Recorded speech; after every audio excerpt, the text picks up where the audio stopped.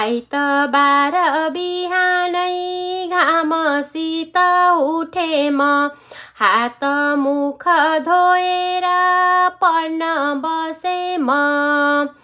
सोमबार बिहानै आमासित उठे म कापी कलम लिएर लेख्न बसे म मङ्गलबार फुलबारीमा फुल सारे मङ्गले त्यो फुललाई गोडे मैले आफ्नो ढङ्गले बुधबार फुलबारीमा जब आमा जानुभो मेरो काम देखेर खुसी हुनुभो बिहीबार घरमा मैले गीत गाउँदा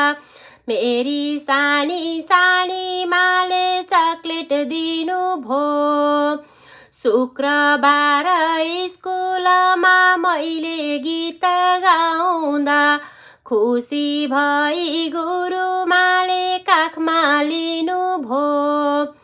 शनिबार नुहाए हाँसे खेले रमाए मिठो खाजा खाएपछि पुस्तक समाए यसरी नै बिते मेरा 7 दिन भन साथी कस्ता रहे तिम्रा 7 दिन।